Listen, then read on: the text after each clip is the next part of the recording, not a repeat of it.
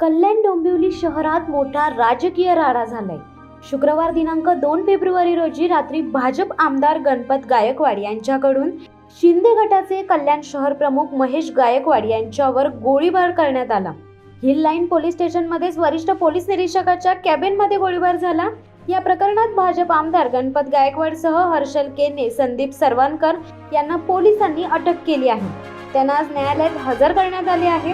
दरम्यान ठाण्यातील ज्युपिटर रुग्णालयात महेश गायकवाडसह 2 जण जखमी असून त्यांच्यावर खासगी रुग्णालयात उपचार सुरू आहेत। रात्री घडलेल्या या संपूर्ण प्रकारामुळे ठाणे जिल्हा नव्हे तर अख्खा महाराष्ट्र हादरलाय।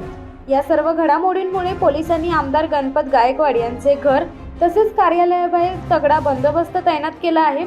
खबरदारी म्हणून माजी नगरसेवक कल्याण शहर प्रमुख महेश गायकवाड यांच्या कार्यालयासह घराजवळही पोलिसांचा फौजफाटा तैनात करण्यात आला आहे। कोणताही अनुचित प्रकार घडू नये म्हणून दंगल नियंत्रक पथकही तैनात करण्यात आला आहे। दरम्यान महाराष्ट्राच्या इतिहासात पहिल्यांदाच एका आमदाराने थेट मुख्यमंत्र्यांवर गुंडगिरीचा आरोप केला आहे।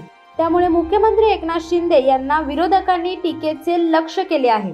भाजप आमदार गणपत गायकवाड एका वृत्तवाहिनीशी बोलताना म्हणाले, पोलीस स्टेशनच्या दरवाजात माझ्या मुलाला धक्काबुक्की केली। माझ्या जागेचा या लोकांनी म्हणजेच महेश गायकवाड यांनी ताबा घेतला आहे।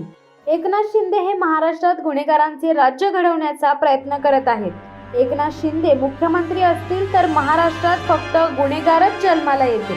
आमच्यासारख्या चांगल्या माणसाला एकनाथ शिंदेनी आज गुन्हेगार बनवले आहे। मला मनस्ताप झाला म्हणून मी गोळीबार केला। मी 5 गोळ्या झाडल्या। मला त्याचा काहीही पश्चाताप नाही। माझ्या मुलांना जर पोलीस ठाण्यात मारत असतील तर मग मी काय करणार? पोलिसांनी मला पकडले म्हणून तो महेश गायकवाड वाचला।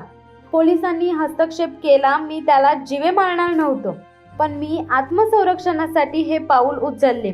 एकनाथ शिंदेनी असेच गुन्हेगार महाराष्ट्रात पाळले आहेत। एकनाथ शिंदेनी दुसऱ्यांचे आयुष्य खराब करायला घेतले।